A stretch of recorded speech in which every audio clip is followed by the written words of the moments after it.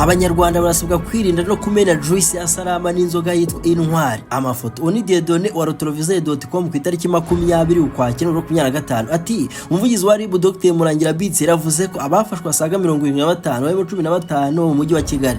Muri rusange hafunzwe inganda 8 zikora ibitujuje ubuziranenge na farumasi enye zifite imiti yarengeje iki. Buretse inganda ni 8. Ku ikubitiro Salama Juice izindi ganda nizihe amakuru B1 irafunzwe n'umuyobozi wayo ari Mabuso nako ari mu maboko ataraye. Uretse n'ibyo kandi ngo B1 na Salama ngo zamaze kurega RIB na polisi kwa Minisitiri w'Intebe. Ndabigira nte aragikira mu natubwo uru n'u Rwanda sha iyi ni gym ubwo naho ngyumva ndi Imperial kuwe kwa 20 ku cyiciro cya polisi ku Kacyiru habere ikiganiro n'itangazamakuru mu kwerekana ibyafashwe tuje ubuziranenge. Ibyafashwe byakorwa n'Iganda Joyland Company Limited uyu nguru ukora umuto yitwa Salama na Sky Brewery Limited rwenga inzoga yitwa Intwari. Hari ibindi bicuruzwa byagaragaye birimo amavuta y'indururu, isukari y'inkorano n'ibindi bituje ubuziranenge. Uruganda rwa Joyland Company Limited rukora mu karere ka Nyarugenge mu murenge wa Mageragere rukora umuto wa juice mu buryo butemewe. Ni uruganda ubusanzwe rufite ibyangombwa byo gukora stirway. Nawe nyumvire icyo kintu. Ibyafatiriwe bifite agaciro ka miliyoni 107 z'amanyarwanda ariko kandi abafashwe bacuwe amande ya miliyoni 107 z'amanyarwanda. Iki kiganiro cyarimo Makorodine nirenganya umuvugizi w'umujyi wa Kigali, harimo kandi ACP Boniface Rutikanga umuvugizi wa polisi, harimo Dr Murangira Bitse umuvugizi wa RIB na Eric Nyiringabo umuyobozi w'ishami rishinzwe ibiribwa mu Rwanda FDA. Rwanda FDA ni ikigo gishinzwe kugenzura ibiribwa n'imiti mu Rwanda. Uti Salama n'ubwa mbere bayiguhanura se reka da. Ku itariki 24 Kamena 2022 umwezi dotirwa bati uruganda rwa The Joyland Company Limited rwavuguruje amakuru yakwirakwijwe ku mbuga nkoranyambaga. Kuri wa gatanu itariki 24 Kamena 2022 ubuyobozi bw'uruganda The Joyland Company Limited bukora mu karere ka Nyarugenge umurenge wa Mageragere bwavuguruje amakuru yakwirakwijwe ku mbuga nkoranyambaga avuga ko uruganda rukomeza gukwirakwiza imitobe yarwo izwi nka Salama kandi baruhagaritse. Ikigo cy'igihugu gishinzwe kugenzura ubuziranenge bw'ibiribwa n'imiti mu Rwanda ngo cyarabagubanuye. Mu kiganiro umuyobozi w'uruganda Karangwa Thomas yagiranye n'itangazamakuru icyo gihe yavuze ko bari barahagaritswe by'agateganyo. Ati twarahagaze ariko turi gukora ibyo twasabwe na Rwanda FDA kandi tugeze ku musozo. Kubijyanye nuko tugikora Karangwa yaragize ati ubu ngubu duhangayikijwe n'abantu bakomeje kutwitira bagamije gusebya izina ry'uruganda rwacu. Ati twagiye duhamagarwa n'abantu benshi batubwira ko hari abantu bigana imitobe yacu ariko twatangiye kujyana ikirego cyacu mu kigo cy'ubugenzacyaha RIB. Gusebya oya kubitirira reka da. Arasetsa nahame hamwe bamukanda mantuza ngo yagiye kuregawe na B1 kwa Juste. Ndabakomeje uti barazirusa n'undi Salama iracanyobwa nikuvuze sawa umva imena. Ku itariki 4 Ugushinga 2024 imeniti umutobe Salama Juice uraganisha abanyarwanda mu manga y'urupfu. Mu rupfu kandi bati mu gihe u Rwanda n'abaturarwanda bari mu rugamba rwo kurwanya akajagari haba mu bucuruzi ndetse n'ibijyanye nabyo harimo gutunganya ibyo bicuruzwa no kureba uburyo ibyo bicuruzwa bikorwamo hagamijwe kuba isuku ihagije yaba mu buryo bwo kubicuruza no kubitunganya. Uwo kuri 5G ntiwumva Salama Juice icyo bayiziza.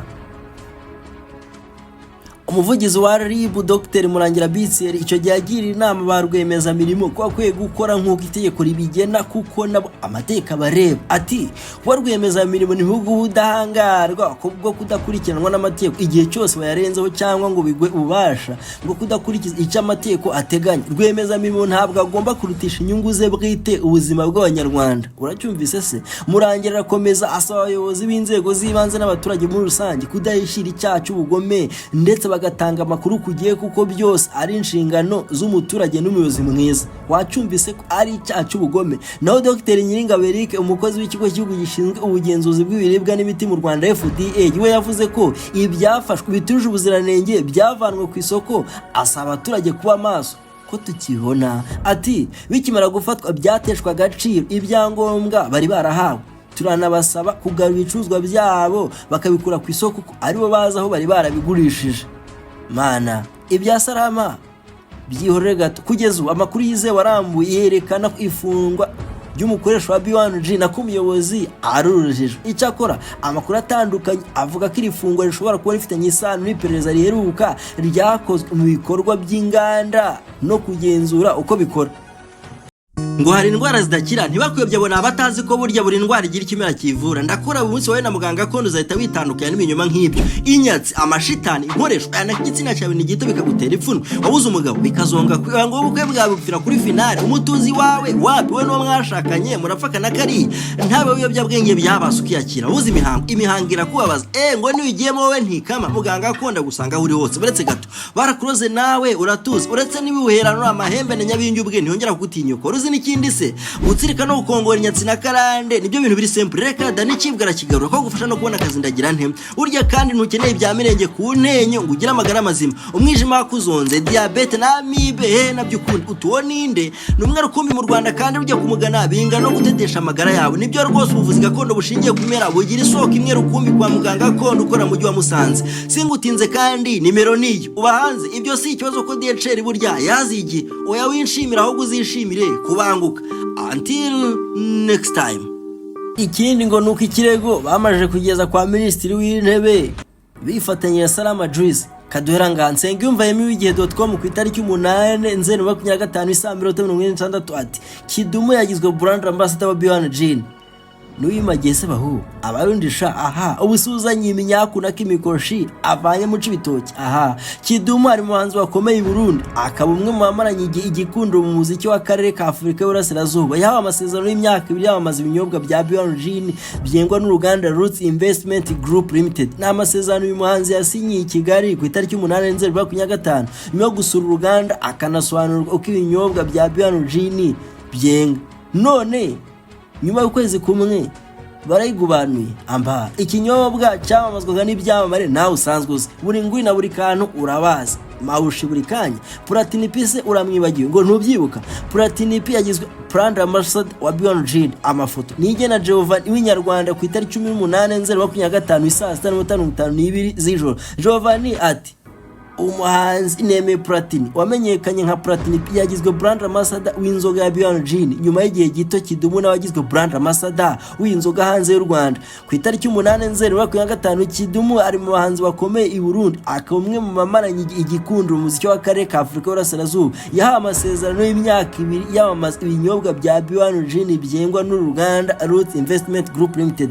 Nyuma y'iminsi 10 gusa Kidumu asinye Platini P mu bahanzi bamaze igihe kirekire mu muziki nyarwanda ndetse akaba yiriguje igikundo cy'abakunzi b'umuziki nyarwanda. Yatangaje ko amasezerano y'imikoranire na B1G yamaze kuyashyiraho umukono rw'abahanzi gusa bireka. Uretse n'abahanzi bazwi cyane, B1G yanatangije ibikorwa byo kwamaza mu buryo butandukanye. Ngo warabyibagiwe Ndayishimiye Richard wa Rayon Sport yahembwe na B1G. Aloyizi Niyongera w'inyarwanda ku itariki 25 Ukwakira 2025 saa 1:52 z'igitondo. Niyo nyingati umukinnyi w'ikipe Rayon Sport Ndayishimiye Richard yatoye nk'umukinnyi w'umukino ahembwa na B1G. Kuri wa gatanu isaa 1 z'umugoroba nibwo ikipe Rayon Sport yari yakiriye Amagaju FC umukino ku munsi wa gatatu wa shampiyona y'icyiciro mbere mu Rwanda mu bagabo 2023-2026 kuri Kigali Pele Stadium. Uyu mukino warangiye muri ayigukanya amanota 3 yose ku nsinzi y'igitego kimwe kuri 0 cya Habimana Yves ku minota 49.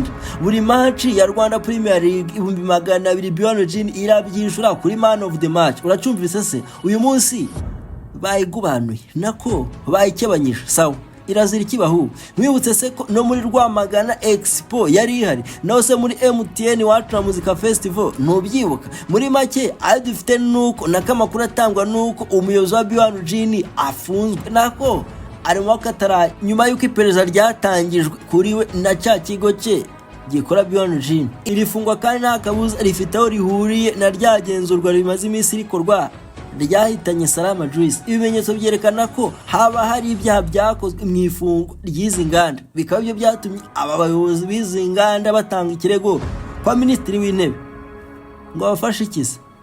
Barasetsa mu Rwanda y'ugubanuwe ubugubanuwe ahubwo kadusoze mu Kongereza keza kabo ngo ni Roots Investment Limited. Yego buri kana buri nguni nibazi kugasoma ariko ngendagerageza nkabasomere munamenye ngo nibande. But our factory, Roots Investment Group, is a craft distillery. We are the pioneering high-quality spirits. Roots Investment Group's range reflects the best contemporary one and its unique flavors. Our spirits are produced from the finest natural ingredients. Numvisemo spirit, numvamo ko banakora izo nzoga nako spirit zabo mu bintu biri naturel kandi rwose ngo binoze neza, natural finest ingredients. Our aim is to deliver the highest quality to our customers and to create spirits with natural ingredients and tasteful flavors. Bati intego yacu nuguha abakiriya bacu karito hejuru. Barasetsa hanyuma se bakaba bakibanije babahora iki? Naho burya ngo muri produit zabo bati B1 while gin is not typically sweet like liquors. Some brands may have a subtle sweetness from botanical blend or hint of residual sugars. Beyond gin, ese abayinywaga mwumvaga imeze ite? Ngo iranurira sha nako ngo yanuriraga umukire aze kutamenya systeme neza sha, so ubwo yananiwe kubaza wa mukire wo muri ya hoteli Chateau Marara uko byagenze. Ndavuga iyo mu Kivu ijosi bararigubanya iyo utazi systeme sha naco. The Joyland Company Limited ya Salama siyo urayizi? Ndabizi ntabwo uyizi neza. Wikipedia, The Joyland Company Limited ni uruganda nyarwanda rutunganya umutobe uzwi nka Salama, ukaba uri mu bwoko butandukanye burimo inkeri, imyembe, amatunda, pome. Kandi uruganda rubazwa mu karere ka Nyarugenge, umurenge wa Mageragere, mu mujyi wa Kigali. Tayari barugubanuye kera, yewe nitugorana. Umutobe, yego umutobe. The Joyland Company Limited ni uruganda rukora imitobe itandukanye mu Rwanda kandi ngo ubusanzwe rwifitiye icyangombwa cyo gukora sitiruwayi, yego cyo gukora sitiruwayi. Ubu ngubu ruradadesha. Ikibazo nuko nabonye imitobe iyabo ikiri ku isoko nakaribwo yagiye yagurishwa. Aha sinivanga mu bitandeba bigira amaso se. Iyi ni gym ubwonko dutyaza mwacu uyu munsi ngo turyohere amatwi yawe. Yes, until next time. Nibyo gufungura channel byaroshe, yego nibyo cyane rwose wagira views miliyoni cyangwa 100 gusa kubona content horo kandi wazaho byereka twemeranye ko atari bya buri wese. Ni consistency shobora umugabo igasibuna reka ta iyo bigazamenye kore kwibanga ari script writing. Diro niyo ngiyo ntibafata umwanya burya bakandika ibyo baza kuvuga buri munsi, ibyo bikitwa script writing. Kwandika umutima mvugo w'ibyo ubwira bagukurikira ntibakuyobye niryo banga. Abitwa brain mu content zone bakwandikira umutima w'ikiganiro script ya channel. Mbese ibyo uvuga byose kuva ku munota wa mbere kugeza ku munota wa nyuma. Icyo ukora ni iki ngiki, wubaha igitekerezo wifuza ubundi brain mu content zone bakadevelopa content yose byaba documentaire, amakuru ndetse n'ibindi byose washaka. Buretse waruzi ko se banashyiramo uturingusho dutuma abantu bakumva banaseka, yego ama jokes oyas. Wowe ushaka kwandikisha filime ngo numvise neza ushaka indirimbo yanditse bireke man bakwandikira bijyanye n'ibyifuzo byawe 100%. Bipfa kuba byitwa kwandika gusa, babikora kinyamwuga banyaruka umuvuduko nka 5G. Ko birenze nakubwira ikinde kikira brain mu content zone banakuvugira ibyo wandikishije. Ibi byitwa na rating cyangwa voice over. Umva naka utazangaya ngo sinakurabuye. Iyo bishimye banakweditingira video uhita ushyira kuri YouTube ako kanya. Bitise banagukora ibyitwa graphic design udase n'itangazo ryamaze. Ayenya uramenye udasigara udafite channel cyangwa ucika intege kubera kubura umurongo ugorotse utwaramo ibintu byawe. Nukuri koko abajarajani bagira iwabo burya batuye nibo baganwa. Nti reka abantu bamenye umwereko wawe di singutinze kandi nimero ni iyi ngiyi. Until next time.